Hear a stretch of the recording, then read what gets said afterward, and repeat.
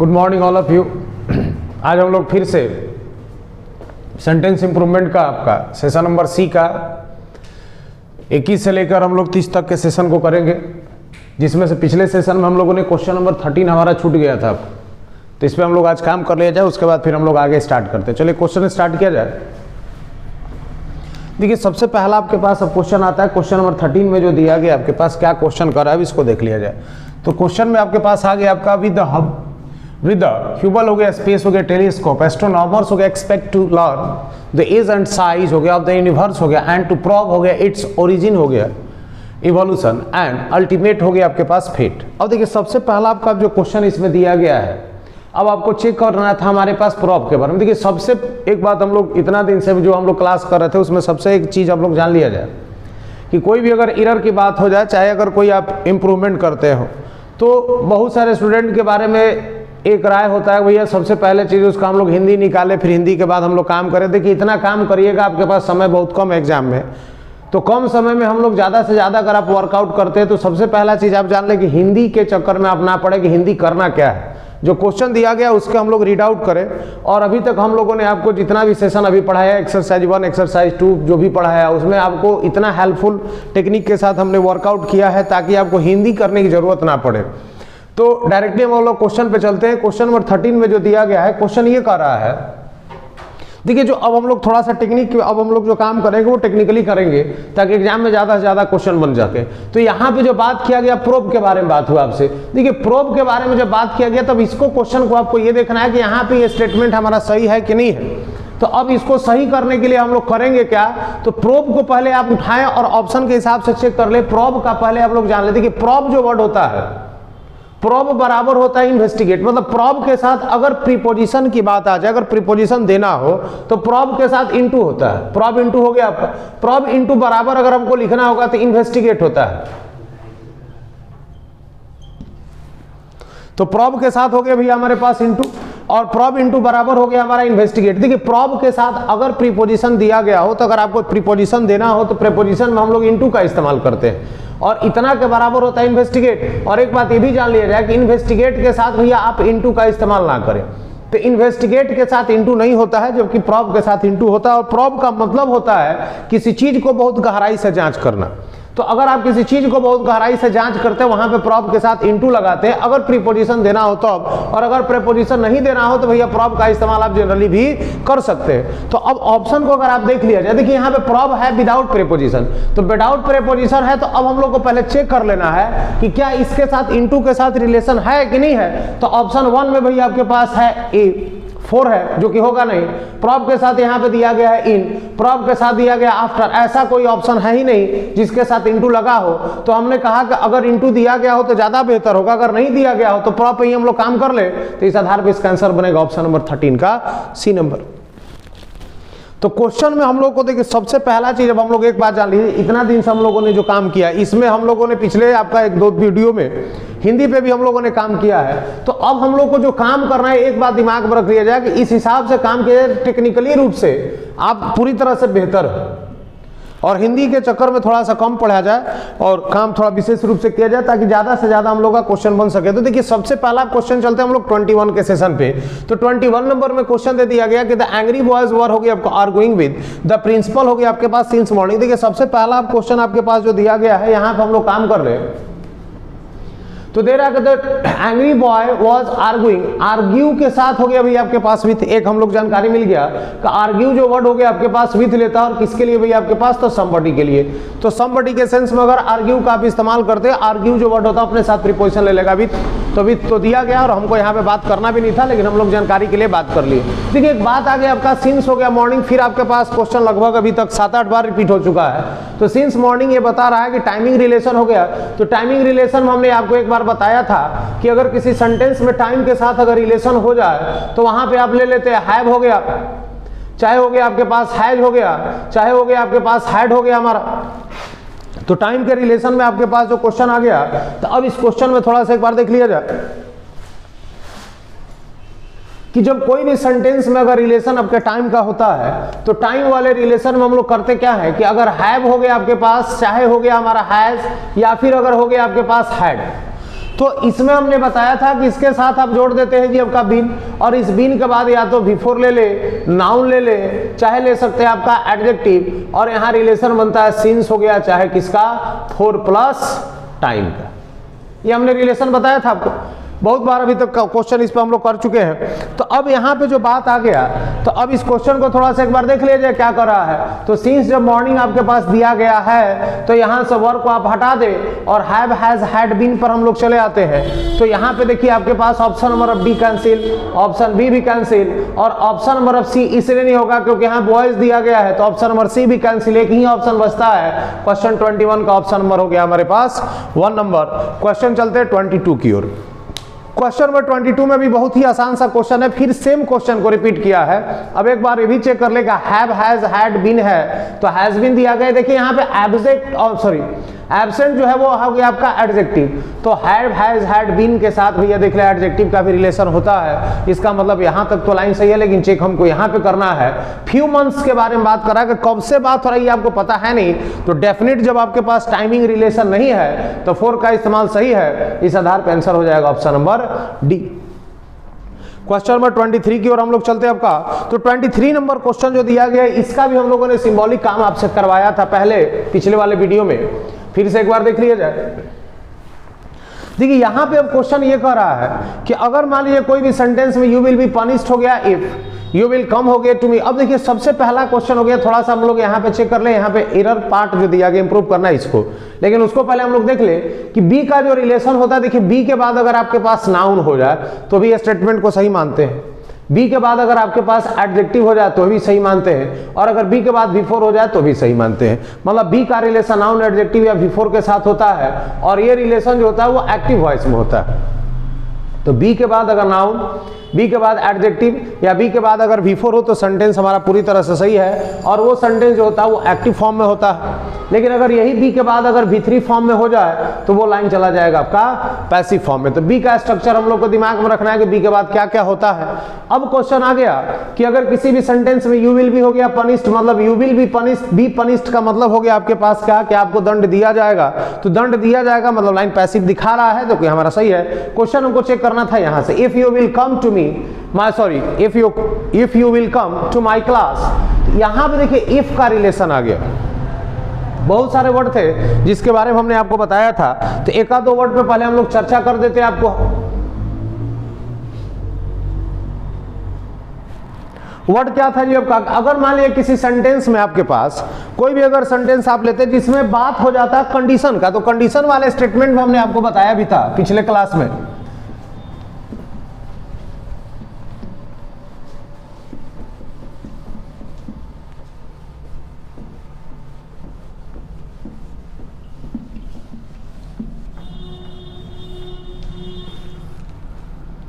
देखिए पिछले क्लास में हम लोगों ने बात किया था क्या कि अगर कोई भी सेंटेंस अगर आपका कंडीशनल हो जाता है, मान लीजिए अगर कोई सेंटेंस दिया गया है अगर वो कंडीशनल शो कर रहा है, तो अगर आपके पास कंडीशनल शो कर रहा भी है तो जहां पे कंडीशन की बात होती है वहां पे आप स्टेटमेंट में कभी भी शैल और विल का रिलेशन नहीं ले सकते। तो इफ हो गया, अगर एज हो गया आपका सुन एज था हमारा, इफ हो गया, उसके बाद हो गया जी आपका एज सुन एज हो गया हमारा।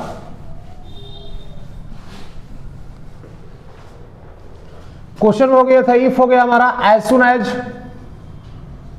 एज लॉन्ग एज, व्हेन हो गया था आपके पास, बिफोर हो गया, बहुत ज्यादा गीला हो गया है जी,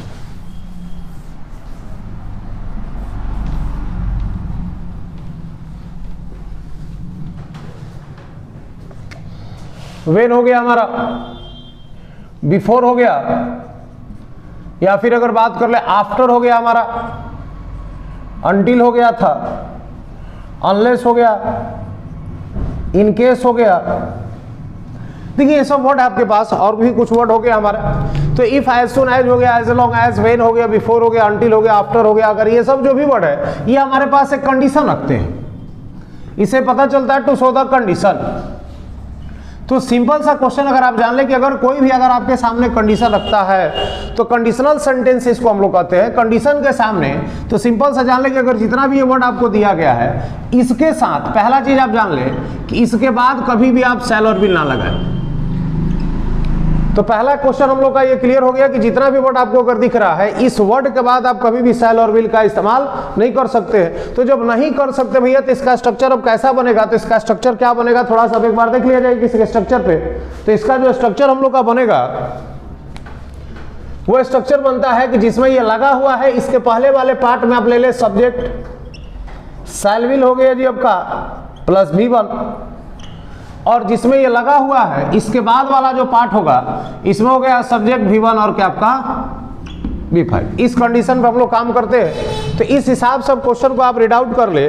तो क्वेश्चन में दे दिया कि you will be punished if they दिया, क्वेश्चन को देख ले कि इफ के पहले का जो रिलेशन हो गया शैल विल प्लस V3 दिया तो शैल विल के साथ रिलेशन हो गया। इफ के बाद का रिलेशन हो गया भैया V1 और V5 के साथ, तो विल कम तो होगा नहीं, तो विल कम नहीं होगा तो V1 V5 को चेक कर ले। तो इस आधार पे आपका क्वेश्चन नंबर 23 का हो जाएगा ऑप्शन नंबर 1। चलते हम लोग क्वेश्चन नंबर 24 की ओर, थोड़ा सा लॉजिक का ध्यान दिया जाए।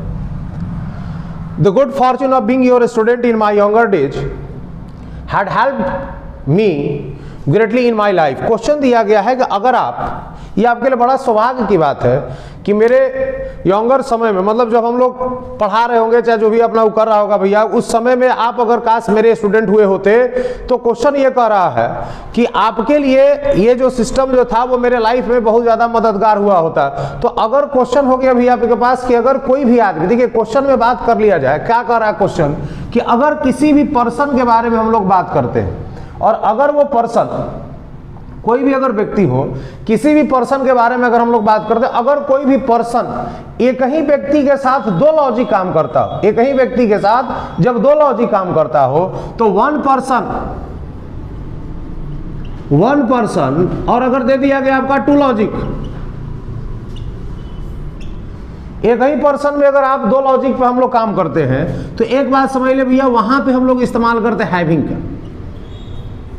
जैसे अगर क्वेश्चन दे दिया गया आपके पास कि पानी पीकर उसने बोतल को फेंक दिया, तो पहले भैया पानी पिया उसके बाद उसने बोतल को फेंक दिया, तो हैविंग हो गया जी आपका क्वेश्चन। इसको हम लोग बना सकते हैं कि हैविंग हो गया हमारा ड्रंक हो गया वाटर, ही हो गया थ्रू द बोतल।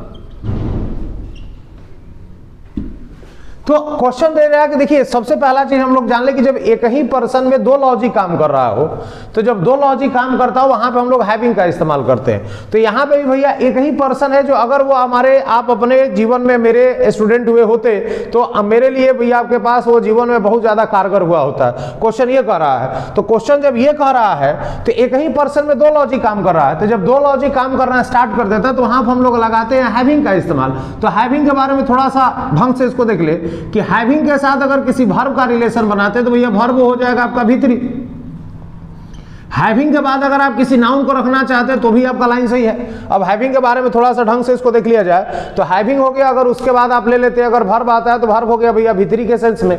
अगर आप उस पर नाउन रखते हैं तो नाउन भी हमारा सही है, लेकिन हैविंग के डायरेक्ट बाद आप एडजेक्टिव का इस्तेमाल नहीं कर सकते हैं। तो हैविंग के डायरेक्ट बाद एडजेक्टिव नहीं लगा सकते हैं। एक लॉजिक हो गया, एक और लॉजिक जान लिया जाए कि अगर आपके पास हैविंग हो गया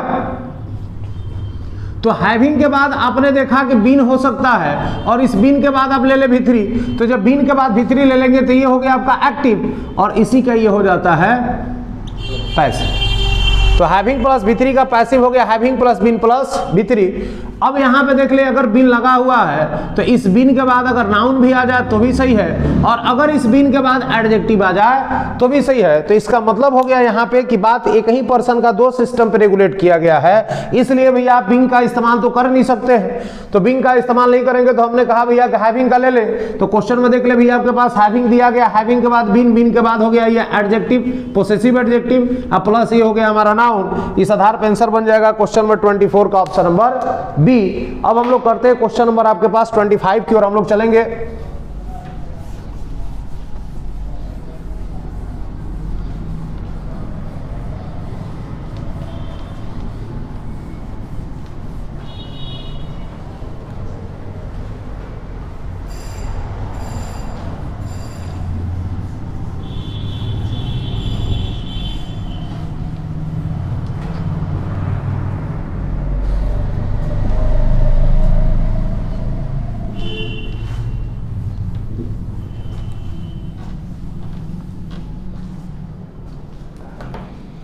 चलिए क्वेश्चन चलते हैं हम लोग 25 की ओर।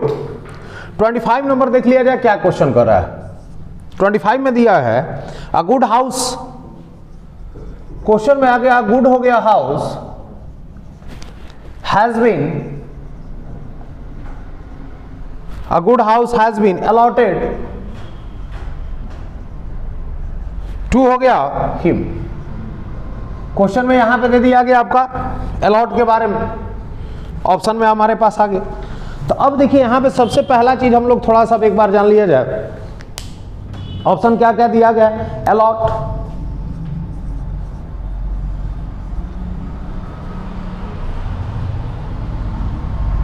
दूसरा ऑप्शन में दे दिया आपके पास अलॉटेड, तीसरा जो ऑप्शन दिया गया है वो ऑप्शन हो गया आपका अलॉटेड, मीनिंग मिसप्रिंट से क्वेश्चन आ गया था जी। चौथा ऑप्शन नंबर एनसी। सबसे पहला चीज हम लोग जान लिया जाए कि यहां पे बीइंग का थोड़ा सा आपको हम सीजन बता दें, पहले बीइंग का रिलेशन क्या होता है। देखिए बीन अगर वर्ड पे बात कर ले आप, तो बीन वाले स्टेटमेंट हमने ये भी बताया कि बीन के साथ अगर नाउन आ जाए तो भी आपका सही होगा, बीन के बाद अगर आप एडजेक्टिव ले लेते हैं तो भी सही है, और अगर बीन के बाद बिफोर ले लेते हैं तो भी सही है। और ये जो लाइन होता है भैया वो लाइन होता है एक्टिव वॉइस में, been plus noun, been plus adjective, चाहे बीन प्लस बिफोर अगर होता है तो सेंटेंस होता है आपका एक्टिव फॉर्म पे। अगर बीन के बाद आप लोग भी3 ले लेते हैं तो ये लाइन हमारा चला जाता है आपका पैसिव फॉर्म पे। तो यहाँ पे क्वेश्चन यही कह रहा है a good house has been allotted to him, मतलब एक अच्छा खासा घर जो है उसको दिया गया। तो देने का जो काम किया कोई दूसरा किया होगा आपका, तो दिया गया इसका मतलब लाइन ये बता रहा है सीधे सीधे आपका पैसिव में, और जो पैसिव में बता रहा है तो इस आधार पर इसका आंसर आपको बनाना पड़ेगा अलॉटेड हो गया ऑप्शन नंबर बी। अलॉट मतलब होता है किसी वस्तु को देना। क्वेश्चन चलते हैं हम लोग 26 की ओर। 26 नंबर क्वेश्चन में थोड़ा सा देख लिया जाए क्या क्वेश्चन कर रहा है। 26 नंबर में अब क्वेश्चन आ गया आपका कि before I met her I had a poor opinion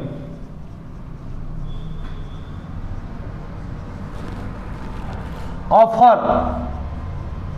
question ये दिया है before I met her I had a poor opinion of her. Option में दे दिया, पहला ऑप्शन दे दिया गया हैव हैड,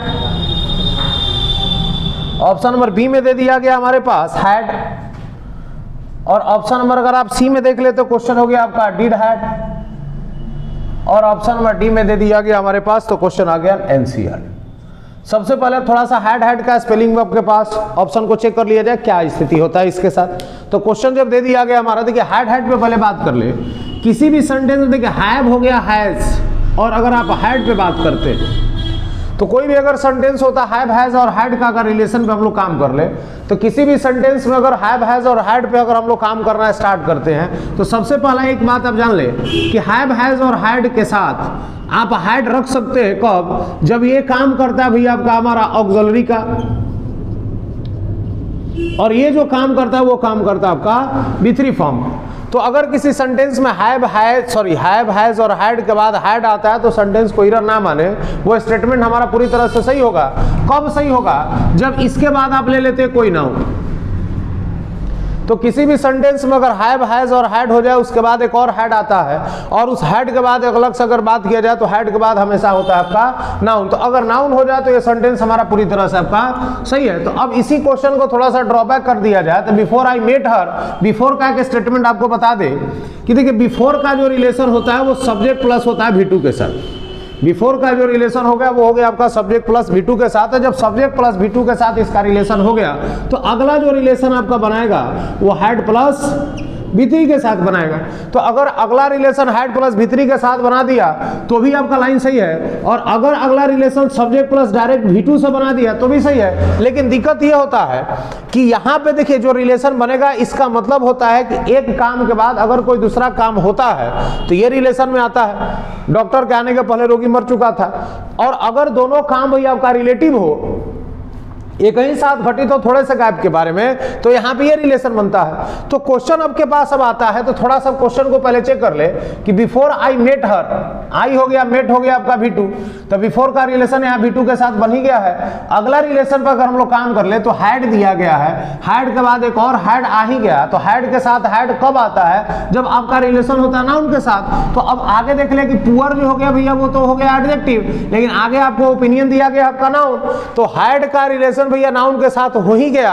और आपको पढ़ा ही गया कि हैड प्लस V3 का रिलेशन एक साथ होता है, तो हैड प्लस V3 का रिलेशन है ही हैड हैड, यहाँ पे एक हैड हो गया ऑक्सिलरी वर्ब और ये हो गया आपका हैड आपका V3। तो जब आपके पास हैड हैड का रिलेशन है और उसके बाद नाउन है ही और ये स्ट्रक्चर फुलफिल कर ही रहा है, इसका मतलब इसका आंसर बनना चाहिए आपका ऑप्शन नंबर डी, जो कि बुक में आपका दिया गया ऑप्शन नंबर बी।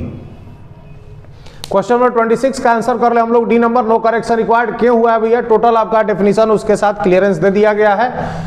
अब हम लोग क्वेश्चन नंबर चलेंगे 26 के बाद कर ले क्वेश्चन नंबर 27।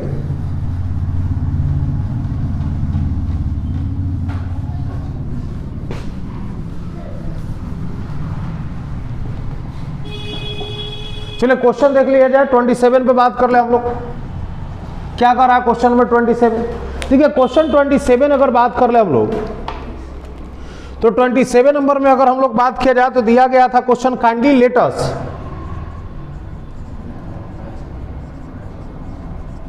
काइंडली हो गया, let us know the time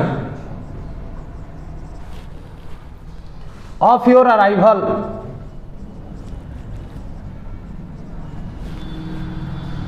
bye return of हो गया आपका पोस्ट, ये आपका करेक्शन का पार्ट है। अब यहां पे क्वेश्चन आपके पास आ गया पहला option, by return, by the return of post. दूसरा जो ऑप्शन दे दिया, on return of post.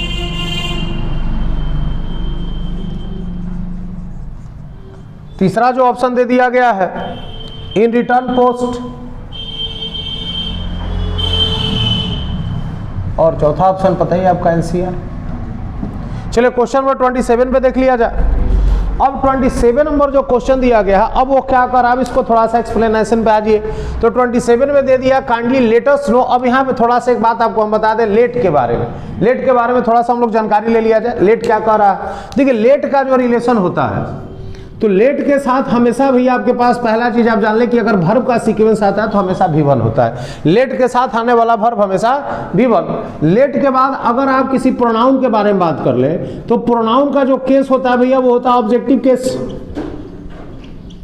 Late के साथ हमेशा जो प्रोनाउन का केस होगा वो हो गया आपका ऑब्जेक्टिव केस। तीसरा चीज हम लोग जान ले कि लेट के बाद अगर नाउन है तो नाउन में कोई समस्या नहीं है। तो लेट के साथ देख ले ऑब्जेक्टिव केस दिया गया है, V1 आपके पास दिया गया है, तो पूरा हमारा फुलफिल है। क्वेश्चन हमारा वहां करेक्शन करना है, the time of your arrival by return of post. मतलब जो भी आपके पास क्वेश्चन हो गया कि kindly let us know the time of your arrival by हो गया द रिटर्न ऑफ पोस्ट। भैया क्वेश्चन यहाँ पे जो बाय का इस्तेमाल किया, देखिए बाय का जो इस्तेमाल होता है to show the means, to show the means. तो जब आप बाई का इस्तेमाल माध्यम के सेंस में करते हैं, पहला चीज हम लोग जान लें, तो जब बाई का इस्तेमाल माध्यम के सेंस में होता है तो वहां पे नो आर्टिकल, तो वहां पे आप आर्टिकल के सेंस में ए, एन और द का इस्तेमाल नहीं कर सकते। तो किसी भी अगर सेंटेंस में बाई के साथ, क्वेश्चन को फिर से थोड़ा सा देख लिया जाए कि बाई का इस्तेमाल जो हो गया वो टू शो द रिटर्न हो गया, sorry to show the means के मामलों में हो गया। तो बाई का इस्तेमाल जब माध्यम के बारे में आप बात करते हैं तो वहां पे भैया आप आर्टिकल का इस्तेमाल ना करें। और यहाँ पे बता रहा है सीधे सीधी बाई हो गया रिटर्न ऑफ पोस्ट, पोस्ट के माध्यम से बताया आपके पास भैया वो लौटाया गया। तो यहाँ पे आपके पास माध्यम बता ही रहा है, तो जब माध्यम बता रहा है तो क्वेश्चन आपके पास आ गया कि बाई और माध्यम बताने के लिए आपके पास बाई लगा हुआ है और उसके साथ नो आर्टिकल, नो आर्टिकल दिया ही गया है, कोई आर्टिकल तो है नहीं। तो सिंपल सा क्वेश्चन है भैया कि इसका आंसर आप लोग करेंगे 4 नंबर, नो करेक्शन आपका रिक्वायर्ड। क्वेश्चन नंबर 27 हमारा होता है क्लियर। क्वेश्चन चलते हैं 28 की ओर।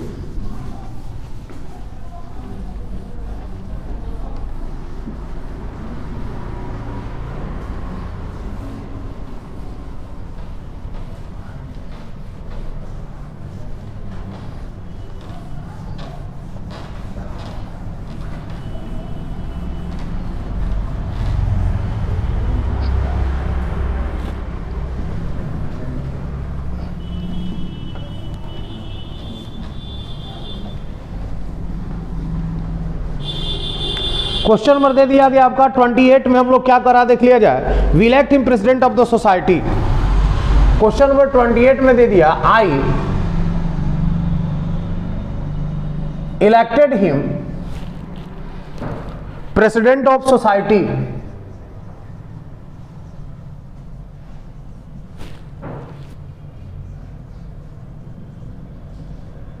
यहां पे करेक्शन में था केवल आई। अब यहां पे पहला ऑप्शन जो दे दिया गया आपके पास बी हो गया।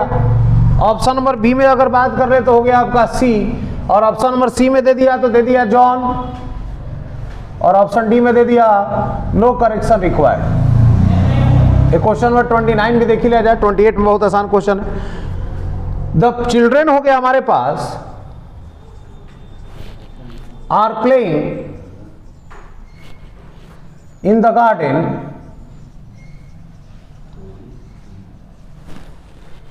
since 10 o'clock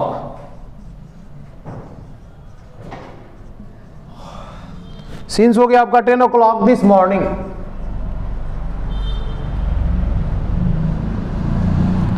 इसमें आपके पास करेक्शन करना था आर प्लेइंग पे। ऑप्शन आपके पास तो पता चल ही गया होगा कि अब क्या आंसर हो सकता है जी। अब का ऐसा क्वेश्चन हम लोग का लगभग अभी रिपीट हो गया 10-12 बार। Have been playing, B number में दे दिया आपके पास हैव प्लेइंग।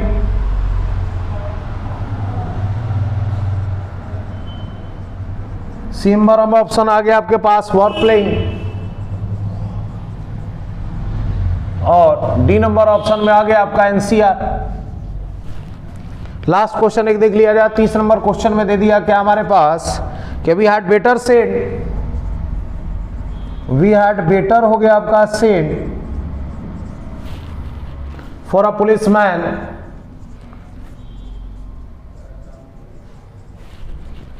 सेंड के साथ यहां पे 4 का रिलेशन दिया गया। पहला ऑप्शन दे दिया हमारा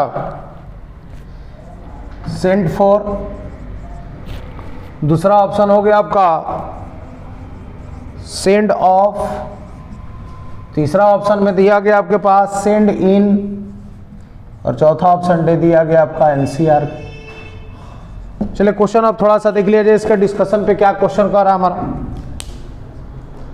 देखिए अब आपके पास जो क्वेश्चन आता है, पहला क्वेश्चन दे दिया कि I elected him president of the society. इसका मतलब ये कह रहा है, एक बात बताइए कि अगर आप किसी भी व्यक्ति को अगर उस समाज का अगर मुखिया चुनते हैं तो आपका ये केवल अकेले थोड़ी आप चुन सकते हैं भैया। आपका उसमें चुनने के लिए सब लोग का जिम्मेवारी होता है, हर लोग मिलेगा, हर लोग का राय सहमति होगा, उस हिसाब से हम लोग अपना चुनाव करेंगे। तो जब यहाँ पे बात कर रहा है कि सब लोगों का बात हो रहा है, तो सब लोग का मतलब आई एंड यू हो गया आपका। तो आई एंड यू का जहां तक बात होता है, तो जब क्वेश्चन में तो आई हो गया एंड यू जब होता है तो आई एंड यू मिलके बन जाता है आपका भी, और काम होगा हमारा भी पर। तो सिंपल सा क्वेश्चन है भैया कि क्वेश्चन नंबर 28 में आई के जगह पे आप लगा दे वी नंबर। क्वेश्चन 29 पे हम लोग चलते, सिंपल सा क्वेश्चन आ गया फिर आपके पास, the children are playing in the garden since हो गया आपका 10 o'clock, दिस हो गया हमारा मॉर्निंग। इसका मतलब ये हो गया आपके पास कि सिंस हो गया 10 o'clock दिस मॉर्निंग जब दे दिया गया आपके पास, टाइमिंग का रिलेशन हो ही गया। तो टाइम का जब रिलेशन आपके पास आ जाता है, इसका मतलब ये हो गया आपके पास कि वहां पे have has had been plus before पे काम करेंगे। तो एक ही आपके पास ऑप्शन है क्वेश्चन नंबर 29 का option number 1। And last question हम लोग चलते हैं, आपका क्वेश्चन हो गया क्या जी, आपका 20 हो गया हमारा। क्वेश्चन नंबर 30 हो गया आपके पास कि वी हैड हो गया better send for a police हो गया हमारा। मान देखिए यहाँ पे बात आ गया आपके पास कि अगर हैड हो गया जी आपका had plus sorry had better के साथ पहले तो आप जान लें कि V1 होता है। तो अब क्वेश्चन हो गया आपका, तो हैड बेटर के साथ हैड बेटर हो गया आपका, हैड बेटर प्लस हो गया आपका V1। देखिए हैड बेटर के साथ हो गया हमारा V1 हो गया हमारा। तो अब क्वेश्चन आ गया कि हैड बेटर प्लस हो गया हमारे पास V1। तो हैड बेटर का मीनिंग क्या होता है, पहले इसको क्वेश्चन देख लिया जाए कि जब किसी भी सेंटेंस में हैड हो गया जब का बेटर का अगर इस्तेमाल कर दिया गया हो, तो हैड बेटर के साथ हो गया हमारे पास V1, तो हैड बेटर प्लस V1 बराबर अगर देख लिया जाए तो क्वेश्चन हो गया कि हैड बेटर प्लस V1 बराबर क्या होता है जी आपका शुड प्लस V1। मतलब हैड बेटर बराबर होता है शुड, और मीनिंग कर रहा है कि हम लोगों को, पुलिसमैन को, पुलिस कर्मचारी को बुलाना चाहिए। तो बुलाने के लिए वर्ड आता है सेंड के साथ, हो गया भैया फॉर। तो सेंड फॉर का मतलब ही होता है बुलाना, और सेंड फॉर बराबर अगर बुलाना के बाद किया जाए शुड प्लस हो गया V1, चाहे हैड बेटर के बाद भी V1 होता है। इस आधार पर इसका आंसर होता है ऑप्शन नंबर हो गया आपका डी नंबर। तो इस तरह से हम लोग सेशन आपका कंप्लीट कर लिया। ऑप्शन नंबर एक्सरसाइज सी का पूरा कंप्लीट हमने सेशन कर लिया। तो उसके बाद अब हम लोग काम करेंगे अगले सेशन पे आपका 4 नंबर एक्सरसाइज पे। तब तक के लिए हम लोग धन्यवाद। और आज रिपब्लिक डे है। अच्छा आज है, तो आज रिपब्लिक डे है, जिसपे हर लोगों को, जितने भी हमारे भारतवर्ष के जितने भी आपके स्टूडेंट्स हैं, जो भी आपके पास जो भी सर्कल सोसाइटी जो भी हमारा है, उन सभी को विजन क्लासेस मतलब ए समीर की तरफ से wish you happy Republic day and